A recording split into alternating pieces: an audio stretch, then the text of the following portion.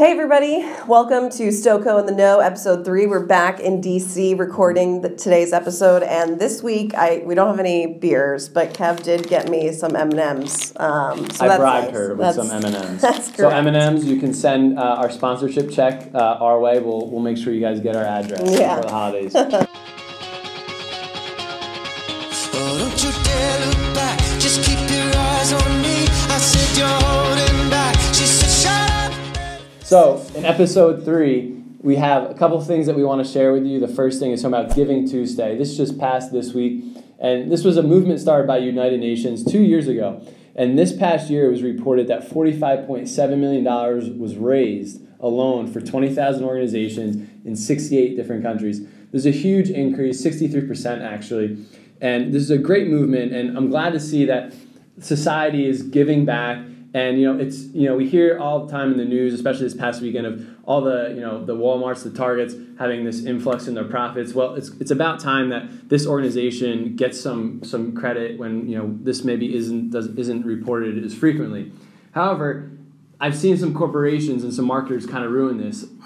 Recently, Olive Garden released a video where a guy had a never-ending pasta card and actually gave out all the pasta that he didn't eat to about 10 or 15 different homeless people. Now, at first, it looks pretty organic and it looks like he shot it, but if you really look closely, it's all product shots on Olive Garden. It's very well thought out. And so there's speculation, is this guy really filming himself, or is this a behind-the-scenes way for Olive Garden to basically get a video out there and make it go viral? And so right now, I don't think anybody's really heard from Olive Garden. We don't know if it's true or if it's a fake video. But it'd be nice, to see if it was real or not, and have Olive Garden, fess up and say, hey, this wasn't us or this was us. I think there just needs to be more transparency there. Yeah, great feeding homeless, not good on lack of transparency. Yeah. Cool.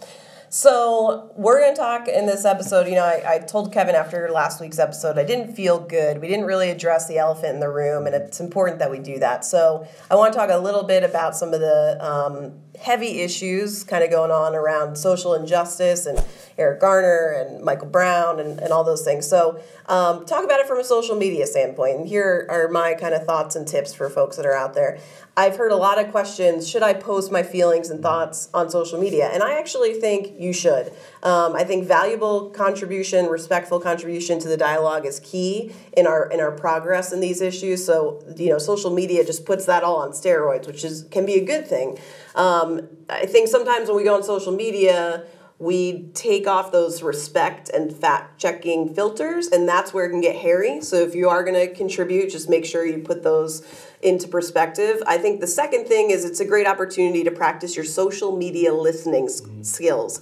So, looking at the hashtags and following along to see what are the other perspectives out there on this. And every perspective, can be really valuable to understanding the argument and understanding the issue from a lot of angles. I think the third thing is it's a great opportunity right now for everyone to practice being flawsome, which is being awesome from your flaws, right? And so if you do put something out there and you feel like, oh, I don't really know how I feel about what I just put out an hour ago, now that I think about it, the best thing to do is just to own it and say to all your fans or all your followers, hey, listen, I shouldn't have put that out there. I was in the heat of the moment. I wasn't thinking. And I'm sorry. And that will give you so much more street cred. It'll get you a lot further in, putting you in a place to talk further about things by doing that. So those are my tips, and I just thought it would be important to address that. It's a great way to create social change, online, offline. I think we all need to be having this dialogue. Yes, absolutely. So, yep.